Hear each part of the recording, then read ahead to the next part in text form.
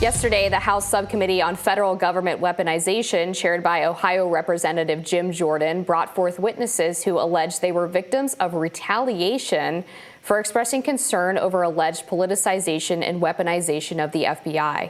They've come under fire from Democrats who say they are not real whistleblowers. Journalist Michael Schellenberger wrote about the hearing, saying, FBI says it won't release January 6th surveillance video because it would show too many undercover government agents and informants. The FBI whistleblowers who testified before Congress today are not actually whistleblowers, say the FBI and Democrats. Rather, they are disloyal Americans who undermined investigations into the January 6th riot at the Capitol building in D.C. Here's MSNBC's Nicole Wallace on the matter.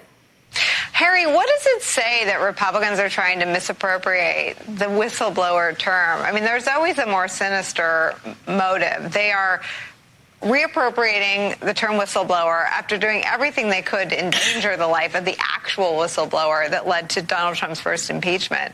And they are standing by people who are, at a minimum, and again, it's not in dispute, guilty of insubordination, of refusing to carry out a court-approved search.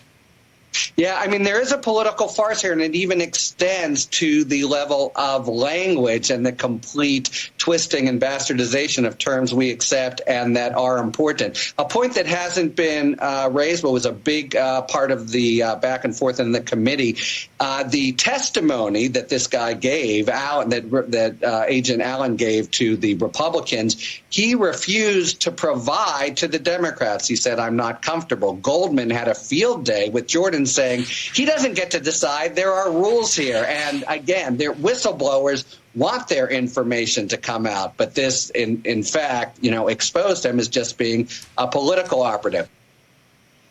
At yesterday's hearing, Democratic Congressman Dan Goldman elicited from the witness that they were paid by Kash Patel, who, in Goldman's words, is a political hack for Donald Trump under investigation by the DOJ for leaking classified information. Here's that exchange. Mr. Boyle, do you know who Kash Patel is? I do. Have you received any money from Kash Patel or his organization? I have. Mr. Friend, what about you? Do you know Kash Patel as well? Yes. And did you receive any money from Kash Patel? Yes, he gave me a donation last November. A donation? Yes. Are you a charitable organization? I was an unpaid, indefinitely suspended man trying to feed his family, and he reached out to me and said he wanted to give me a donation.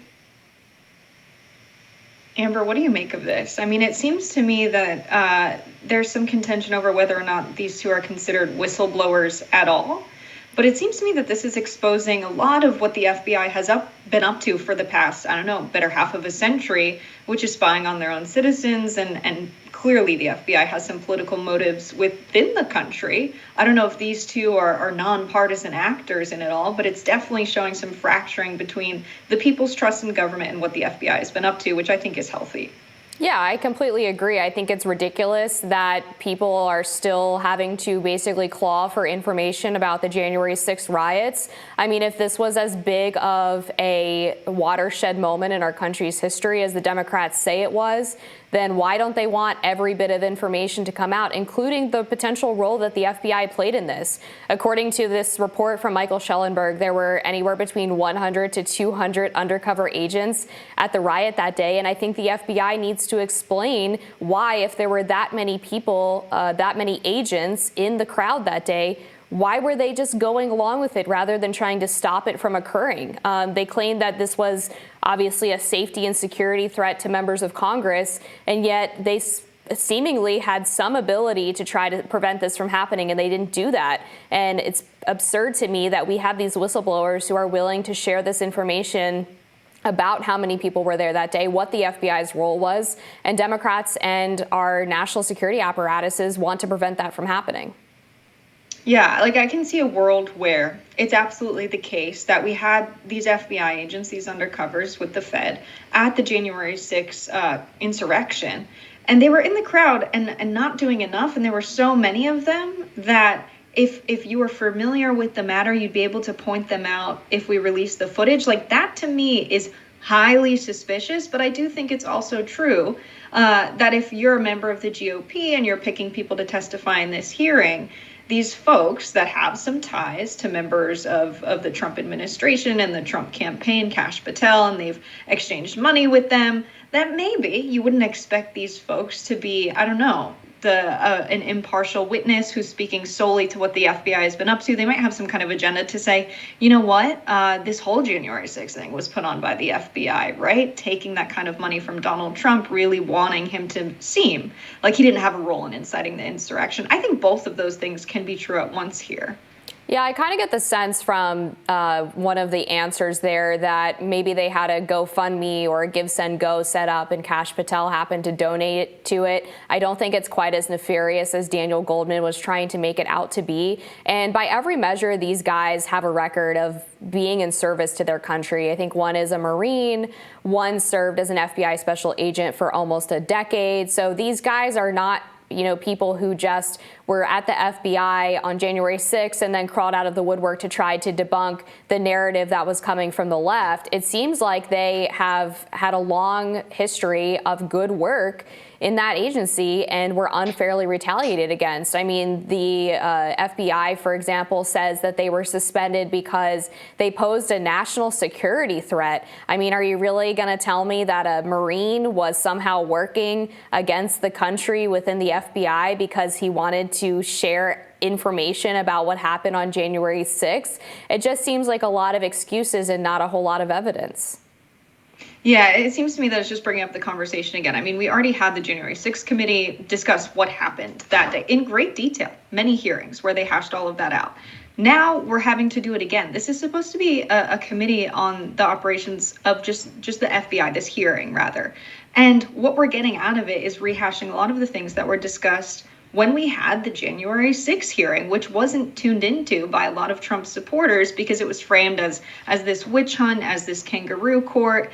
And it really hurts our democratic process when what we're supposed to be doing here is really investigate how much surveillance is happening of American citizens, how much interference is coming from the FBI on the political ongoings within our country. That's what the focus of this committee hearing should be. And of course, it's become absurdly politicized to a degree where now we're rehashing the January 6th event. And so that's really concerning. Of course, there were members of the FBI that were there. I think now that this has come up and now that it's been exposed with that really damning statement that there were hundreds of undercover folks at January 6th, that's opening a whole new can of worms. Why didn't that come out during the January 6th hearing?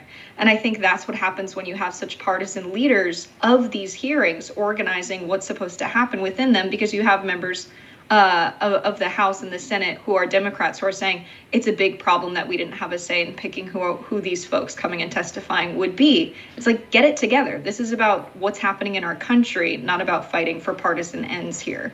It's kind of ironic, too, that the Democrats would say that, considering the January 6th committee was basically handpicked by Nancy Pelosi and Republicans weren't even allowed to pick who they wanted on the committee. They didn't have the same level of subpoena powers that the Democrats had. That's why people were saying that that was a sham committee, a sham investigation. But to me, this just is indicative of further politicization within our intelligence community.